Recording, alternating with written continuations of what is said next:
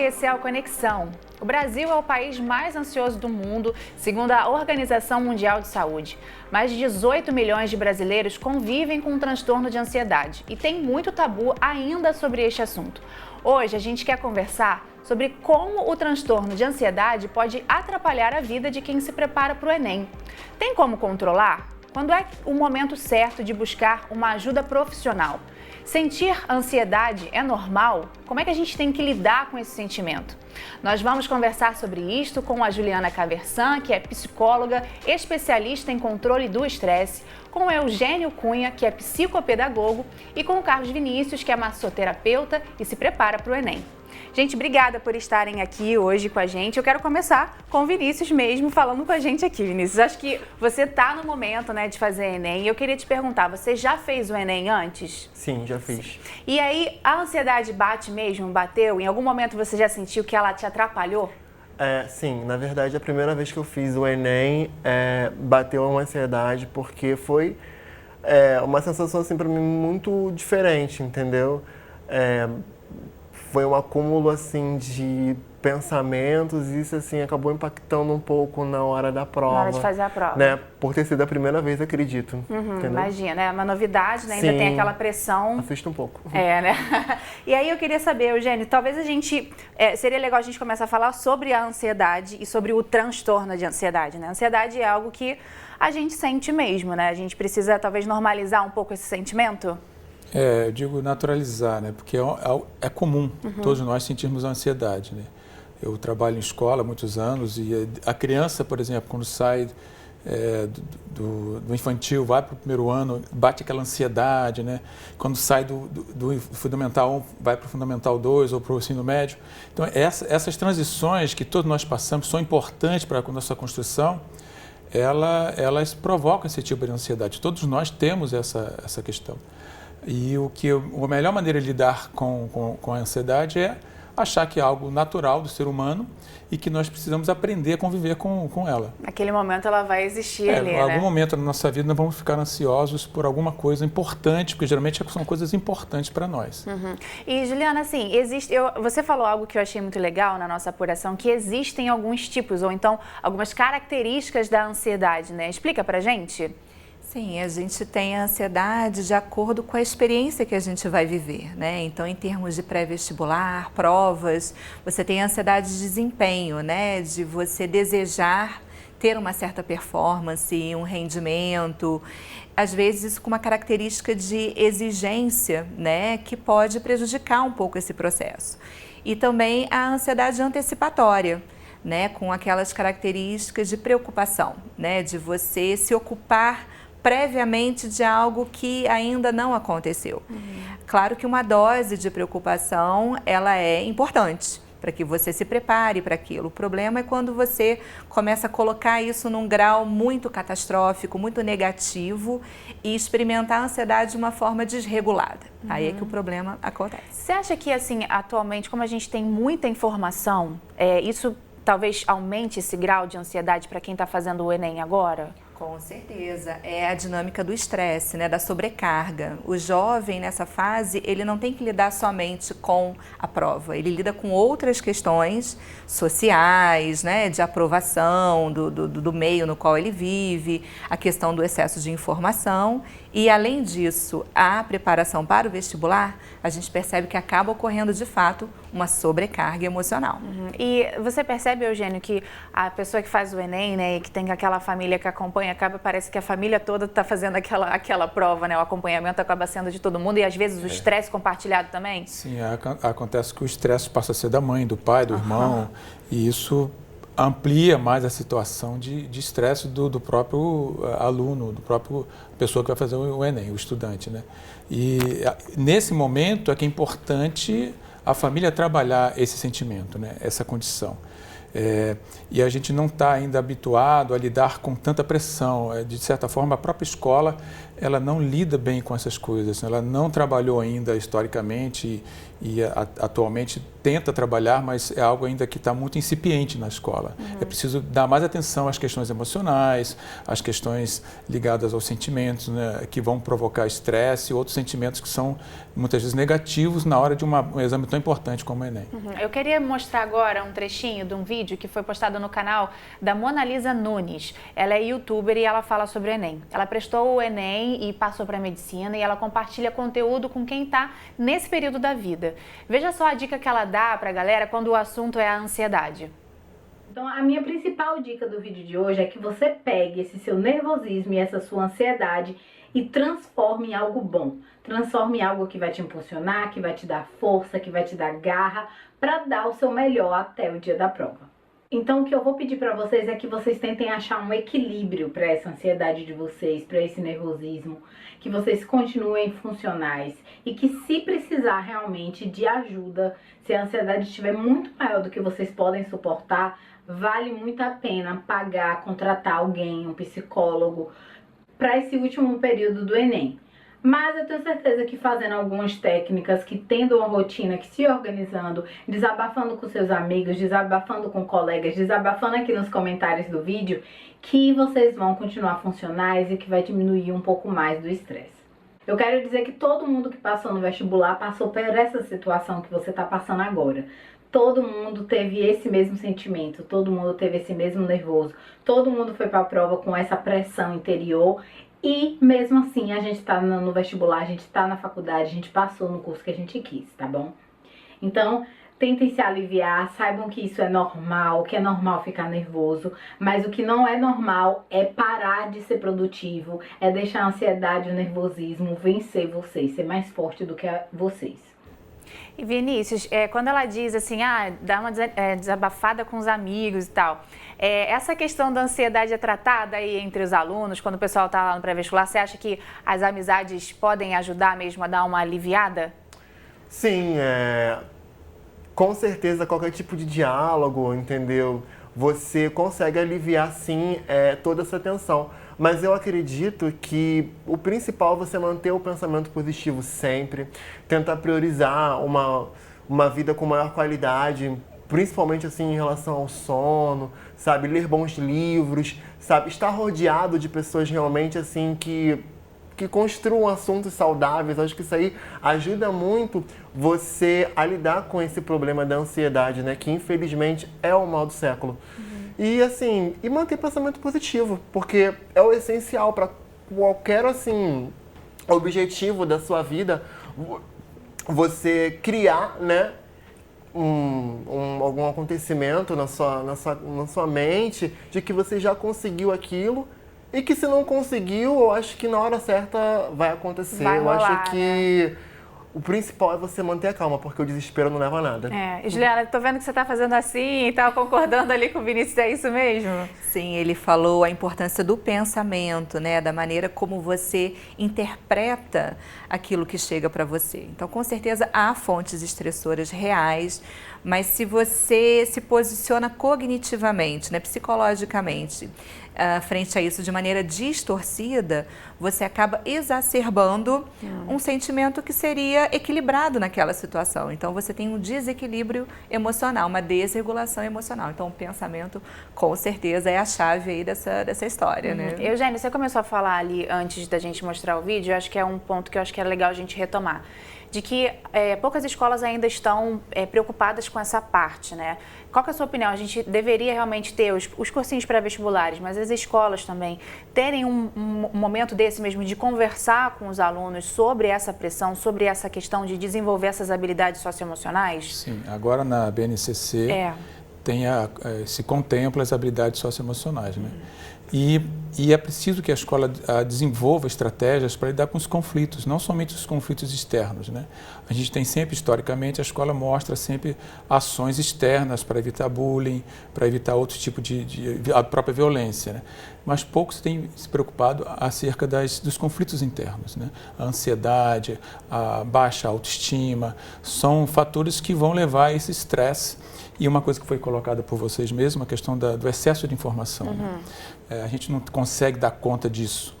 Isso também é um fator estressor muito importante, né? E hoje é difícil você limitar a informação de alguém. Você tem acesso direto e restrito à informação. Até queria perguntar a você sobre esse livro que você está falando aqui, sobre a questão da família, né? Nesse período de Enem, qual que é a importância da família também estar equilibrada, né? Porque às vezes a gente vê gente que cobra muito do filho, às vezes a gente vê gente que nem acompanha. Né? Então, assim, qual que é o equilíbrio ideal para ajudar essa pessoa? Vou mostrar aqui o livro Educação na Família e na Escola. Eu vou pegar a fala do Vinícius, diálogo. É importante os pais conversarem com os filhos conversarem com os pais e fazer toda essa troca, né? A empatia é uma habilidade importante hoje em dia para você conviver com as pessoas e desenvolver as suas habilidades socioemocionais, né?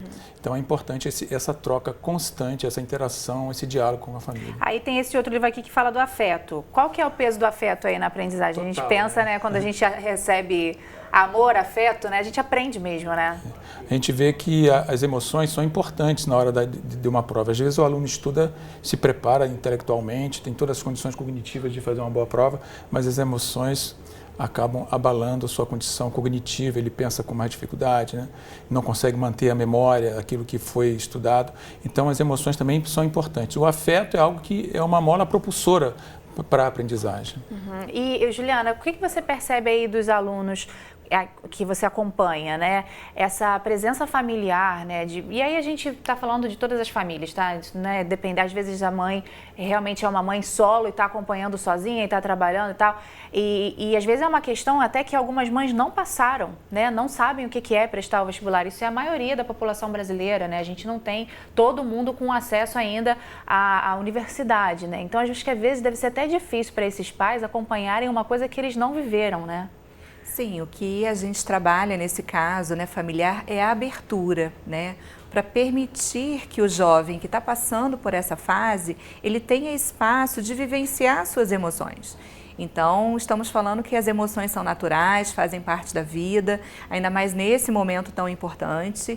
Então, lidar com elas de maneira natural, permitindo que elas estejam ali. O estresse, a ansiedade, a tensão, e não adotar um movimento de querer eliminar aquilo, né? De não permitir que aquilo aconteça. Se você dá abertura para que as emoções estejam presentes, você facilita o diálogo, você facilita um melhor relacionamento dentro de casa, que seria com certeza uma estratégia fundamental no manejo do estresse nessa fase da vida. E qual que é, assim, se a gente pudesse dar algumas dicas aí para o pai e para a mãe que estão com essa pessoa dentro de casa nesse período, qual que são posturas assim que podem realmente ajudar esse estudante e fazer diferença na hora dele fazer o Enem?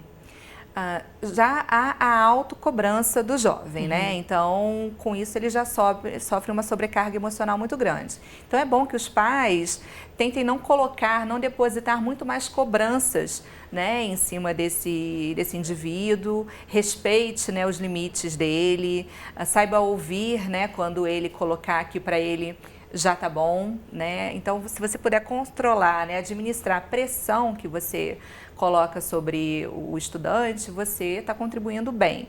E também na organização, né, que é fundamental nessa fase. Então, às vezes, cabe um pouco a dinâmica familiar, essa questão dos horários, né, de uma organização para fornecer um ambiente mais estável para que ele possa estudar e se concentrar, né, nas atividades. E um outro aspecto que eu queria entrar agora é a parte da autoestima. Qual que é a relação entre a autoestima e a ansiedade, Juliana? A gente fala muito do senso de autoeficácia, né? É importante que o indivíduo ele se sinta capaz e competente para enfrentar esse tipo de situação. Então, às vezes, quando a pessoa ela se coloca um padrão de exigência acima do que ela pode suportar, ela diminui as chances dela de alcançar e, no final, ela acaba confirmando para ela que ela é um fracasso, que ela não consegue. Então, a maneira como você traça suas metas, os seus objetivos, o grau de exigência que você se impõe, ele pode contribuir para fortalecer ou para enfraquecer a sua autoestima. Se você conseguir equilibrar, né, e se colocar uma meta realista e possível de ser atingida, com certeza você se aproxima disso e fortalece a sua autoestima, o seu senso de autoeficácia. Concorda, Vinícius? Estou vendo você fazendo assim? Concordo plenamente. Eu acho que a saúde começa aqui dentro, né? Então, assim, concordo com o que a doutora falou. Eu acho que um diálogo e toda a ornamentação do nosso dia a dia, entendeu? Isso ajuda muito, muito, porque a gente tem que ter, o cérebro é uma máquina, né? Então a gente tem que mantê-la cada vez mais eficaz, né? Para estar conseguindo driblar aí essa ansiedade. E o que você percebe, Eugênio, assim, quando a gente fala de autoestima e dessas juventudes que tem que conviver aí, novamente a gente tem que fazer o recorte da tecnologia, né? São pessoas, todas nós, que têm uma possibilidade de se comparar com a vida do outro de uma forma muito mais eficiente hoje, né? Todo mundo se expõe muito. Então, essas juventudes estão expostas a vidas e até resultados, né? Tipo, o cara tá olhando ali, tá vendo todo mundo passar e ele não tá passando. Esse fator aí da internet e das redes sociais também tem que ser levado em consideração. O que você acha? Muitas vezes o jovem se expressa nas redes sociais, mas não consegue se comunicar em casa com os familiares, né?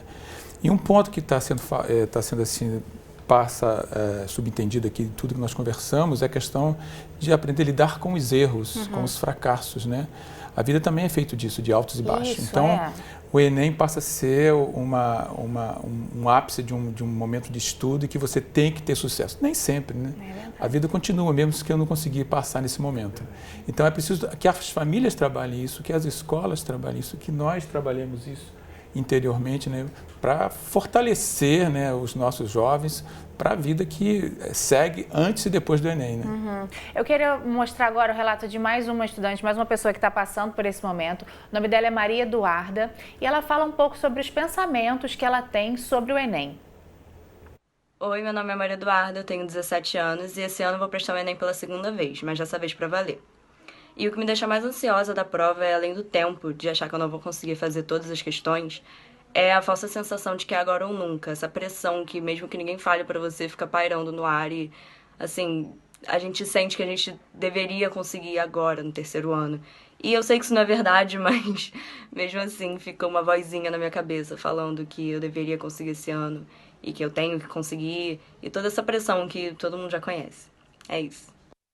Obrigada, Maria Eduarda, por vir participar com a gente, né, e de falar de uma coisa tão particular. Muito obrigada.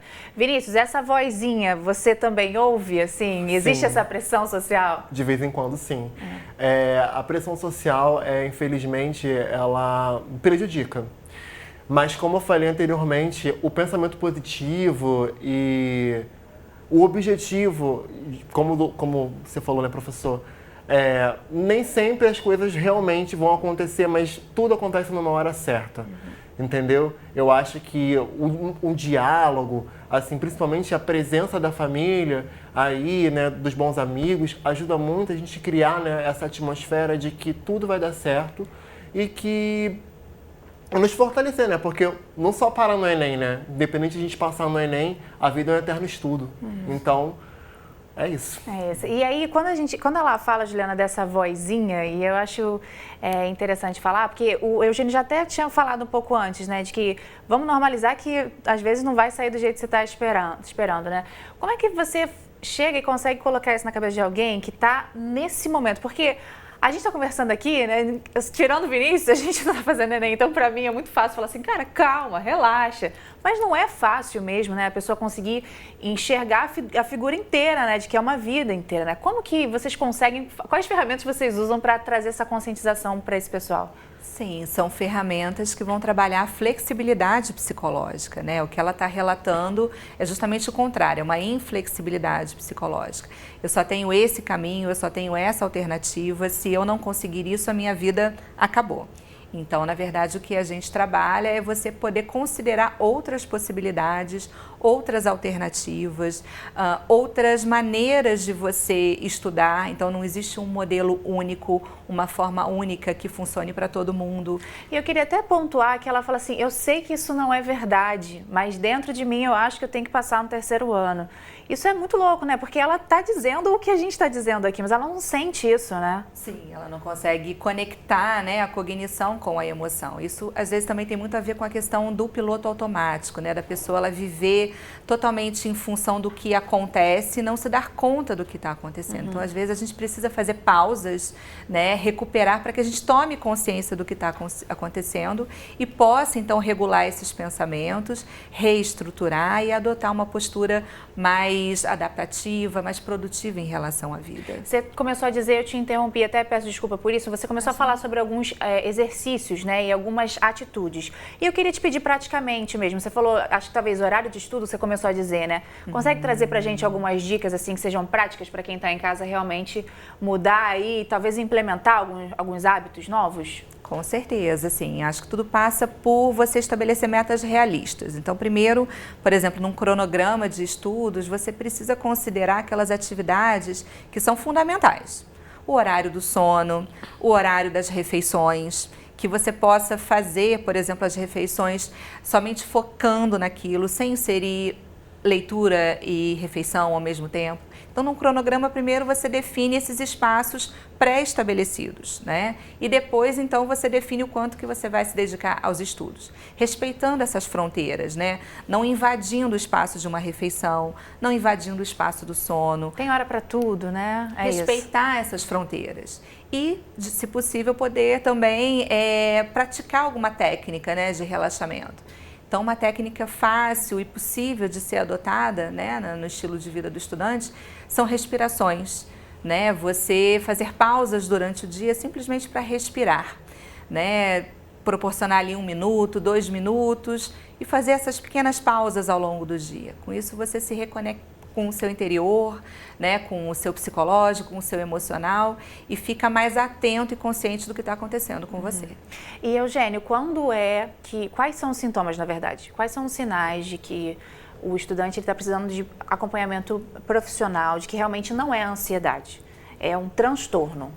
É quando o comportamento dele muda totalmente. Você vê que era uma pessoa mais sociável, passa a ficar mais introvertido, mais irritado. Então, é um sinal claro de que alguma coisa está fora dos eixos e precisa ser tratado, né? E isso é muito importante porque antes que esse estresse chegue a um ponto difícil de você controlar. E Juliana, assim, esse tratamento, né, quando a gente pensa, né, essa pessoa precisa realmente de uma intervenção e de tratamento, quais são os primeiros passos que vocês dão, assim, com essa pessoa? Porque provavelmente ele vai estar muito preocupado ou ela vai estar muito preocupada com a prova que está chegando, né? Ela consegue se abrir para, tipo, não, realmente preciso parar e me cuidar. Sim, é a questão do prolongamento do estresse, né? Quer dizer, a gente precisa entender que na dinâmica da ansiedade do estresse, se você prolongar muito o período que você experimenta, você acaba fragilizando o seu organismo, o que te torna mais suscetível a problemas de saúde, a uma baixa do seu sistema imunológico. Então, quando você conversa isso com o jovem, ele entende que se ele continuar naquele processo, possivelmente ele não vai chegar até o final. Isso serve como um alerta para que ele se convide a mudar o seu estilo de vida, de realmente respeitar, né, os horários, uma possibilidade de praticar uma atividade física, de fazer esse preparo emocional, de trabalhar os pensamentos, trabalhar a autoestima. Então, quando você o deixa consciente do que é o estresse, do que é a ansiedade, ele então pensa que realmente ele pode fazer alguma coisa para administrar e gerenciar esse quadro, porque não tem como eliminar, a gente pode realmente administrar. E assim, rapidinho, é porque os sintomas que o Eugênio elencou são sintomas que eu, Karen, vejo de alguém. Mas assim, o que uma pessoa que está com transtorno de ansiedade, ela pode perceber nela mesma, como um momento de que ela precisa pedir ajuda? Assim, os comportamentos geralmente são os elementos mais visíveis, né? A pessoa ela começa a se afastar do meio social, a se isolar, ela começa a ter dificuldades para dormir, ela experimenta muito cansaço, ela pode ter problemas com a memória, dificuldade de concentração, né, de atenção, perde o foco. Ou seja, ela começa a observar que ela não está rendendo, ela fica ali lendo, estudando, mas é não como tá... se ela não estivesse absorvendo, né, o que ela está estudando. A produção é baixa, né? Sim. Então a gente traz aí também os sintomas para quem está convivendo e os sintomas para quem está passando por isso. Então pare um pouquinho para se observar, é importante, né?